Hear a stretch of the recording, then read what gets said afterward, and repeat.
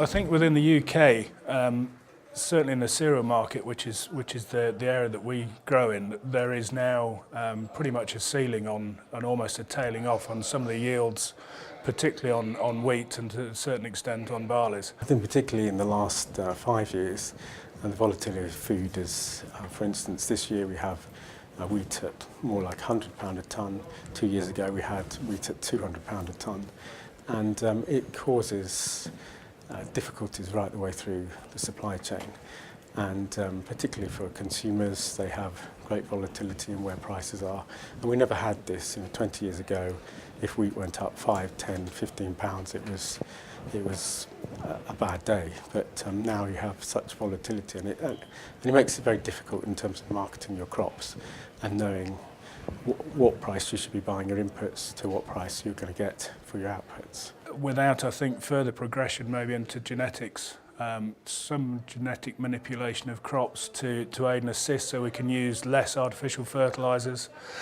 For instance, the carbon footprint of a tonne of wheat is 85% made up of the artificial fertiliser that's used to grow the crop. So we need to do more to put organic matter back into the soil, to try and get away from this oil-based and gas-based products and get a bit more nature into the soil. The soil is losing its life and its vigour to grow a crop with all the stuff we're putting in.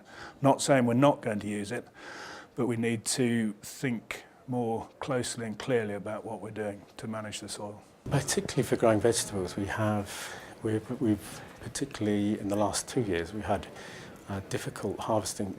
The last year was fine, but 2 years before that we had very difficult conditions.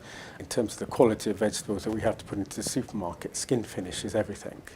And almost the supermarkets have dictated and want that quality of product. So the consumer thinks that if it's got a good skin finish, whether it be onions or potatoes, then that's what they expect.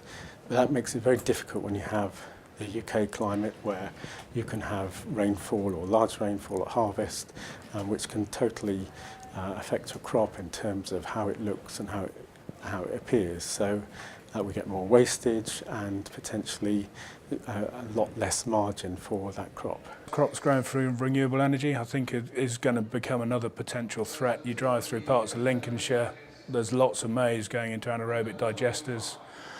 There's areas of solar panels being put down. I think it's fine on rubbish land or less than grade 3 land, but on grade 1 veg land it shouldn't be allowed.